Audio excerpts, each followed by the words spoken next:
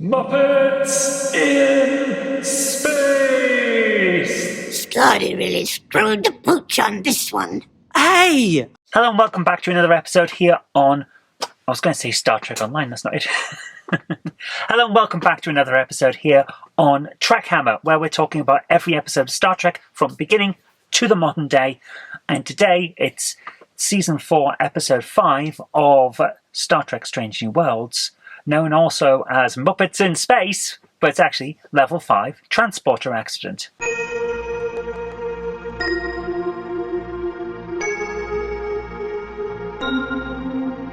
Okay, let's get the main thing out of the way. There's a lot of people shouting and screaming and stamping their feet because it's an episode that's mostly comedic and has Muppets in it, essentially.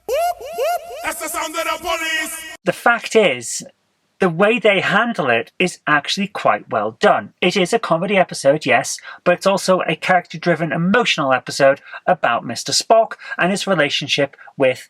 is it T'Pring? I keep wanting to say T'Pol, but T'Pol is the woman from Enterprise.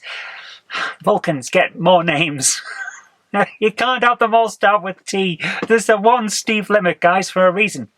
But seriously, it's very interesting. And I thought they did it in a way that was actually pretty good. I'm starting to wonder, though, who's the guy on the bridge? You know the one I'm on about. There used to be a woman sat at the navigator's position next to Ortega's, who is the pilot. And now it's a guy. The guy hasn't really spoken much.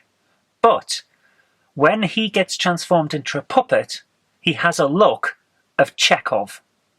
And I know what you're thinking, because I'm pretty sure it's not Chekhov. Chekhov arrives in season 2 of the original series. But there's a potential theory from fans that he was on board the Enterprise, just not in the navigator's position. So, is this guy a proto-Chekhov? Is it the guy that's usually there on the original series because that's Kirk's stunt double filling a place so that the budget wouldn't stretch to an extra and things like that? That did happen a lot in the original series. Kirk's stunt double did a lot of stand-in acting, especially as a red shirt who gets shot, which is what happens in this episode. So it might be that character instead of Chekhov, but the Muppet looks a little Chekhov-y to me. I may be completely off on this one, but it is something I've been thinking about for a while. So, the episode is the standard thing of a transporter accident and a recreation of Rascals in some ways, because now a down-powered crew has to try and take back the ship because, you know, there's been a transporter accident, and now we've got some pirates coming to try and take over the ship, which is exactly what happened to Rascals. So it feels like Rascals version 2, only instead of the crew being kids, now they're puppets. No problem with any of that. It was perfectly fine as a standard, let's have a bit of a weird episode. It worked. My problem with it is that ending. And I'm sorry, guys. It was all a dream is a bad ending. If you do that, you are a bad writer. Or at least you wrote a bad story. It's one of the two. Are you going to not make that mistake again and become a writer that did a bad story, or are you going to make that kind of mistake again and be a bad writer? It's going to end up in one of two ways, but It Was All a Dream is not a good story. It's not a good resolution. It really annoys viewers and readers, and you shouldn't do it.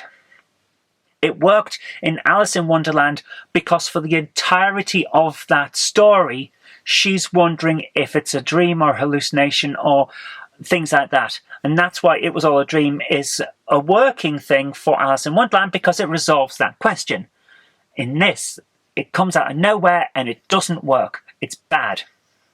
So, as a result of that, despite the fact that I enjoyed a lot of the comedy, I thought it was quite funny, the Muppets were very, very well done, and the cast were clearly having an absolute lovely time, I can't rate it high. I would have loved to have rated it high, like I would with Rascals. Rascals is a good episode, and one that I would go back and rewatch anytime.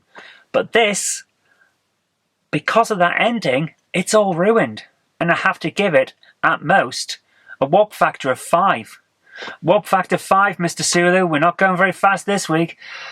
Guys, What do you think? So I know that online, a lot of the standard, we're going to hate everything because angry videos cause lots of clicks, and that way the grifter economy keeps going. I know they've been saying it's a shark jumping moment. It shows that Strange New Worlds doesn't understand Star Trek and all of that. None of that is true. It's just a fun episode with a poor ending. But because it has the poor ending, I can't rate it as highly as otherwise I would have. It would have probably got a 7.5, maybe even an 8, if it hadn't been for that ending. That's how bad that ending is. It knocks 3 points off the warp factor. But guys, let me know what you think about it in the comment section down below. But for now, it's getting really hot and humid here again, so I'm off for a sonic shower. I'll see you later. Live long and prosper.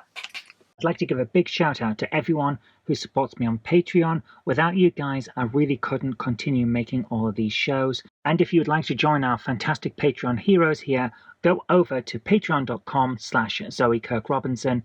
It really does help us out. Thank you so much, guys.